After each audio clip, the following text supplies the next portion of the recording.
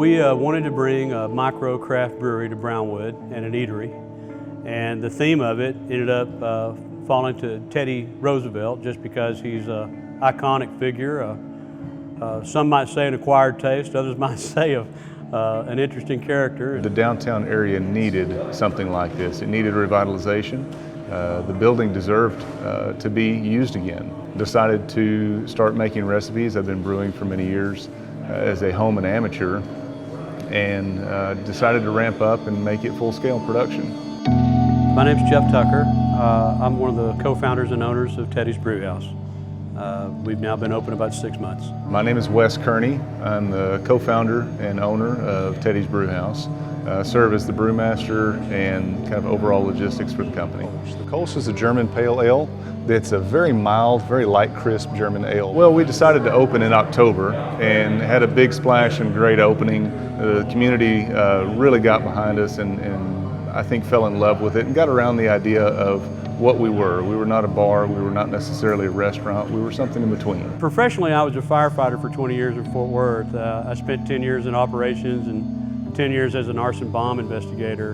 And I thought I was prepared for everything, but we never in our lives thought that we would open up in the height of some type of world event like this. Friday and Saturday nights were humming, and when the COVID-19 did hit, it hit us immediately.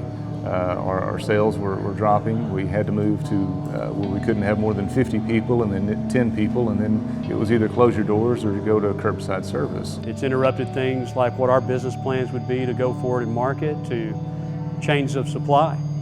We just never expected to be having to dealing with a pandemic right in the heart of, frankly, opening what would be considered the worst time of the year to open a business through the holidays and where we're at now. Just get everything set up and let you know when you can pick it up. No, I don't think Wes and I ever thought we'd be making hand sanitizer. We saw there was a need, and we saw some people that we know in the business that had gotten into doing that to help out their community. It just made sense to us. We can leverage the equipment over there to do it. Some of the product we have on hand that we need to make it. When we reached out to the community, we just put a little blurb out there saying, hey, does anybody need any? Turned out, we thought we might be making 50 gallons tops.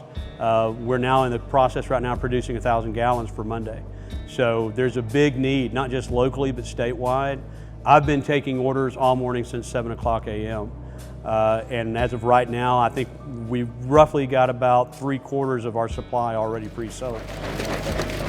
Well, as I've said before, I had some background in chemistry and in lab work, and so luckily I was able to leverage that and pull from that, although it had been 20 years since I had. A lot of this, what we're doing here, we're already working with titrations, with molarities, with dilutions in our chemicals anyway, for our sanitation, for our brewery production. Every part of that, we have to deal with those measurements and it's sort of a big lab in many ways. I'm getting calls from Horseshoe Bay, I'm getting calls from Austin, Fort Worth, Plano, Dallas. The local areas like Olney, Jacksboro, obviously Brownwood, San Angelo has reached out to us. People did a lot of hoarding right off at the front, so that inventory's been interrupted, and we're going to help supply that. We make ours at a 70% alcohol, which is enough, more than enough to kill the bugs, but not enough to dry you out. So it's a happy medium in there, but it is highly effective and actually it's actually stronger than what most sanitizers are. So it acts faster. We've had people come in here already that were in dire need, literally with people they were really worried about being very sick, people that were immune compromised, people that were very much at risk, and they couldn't afford the product, or they needed it immediately, and we weren't quite ready to give that to them. We made special provisions for them. I'm a firm believer that there's no higher calling in life than to be of service. And what we're trying to do is be of service. And I think this is a great way for us to serve our community and anybody who needs us. So that's what is a great feeling about it. We're not going to gouge anybody on this. We've given away a lot of it to people who have need.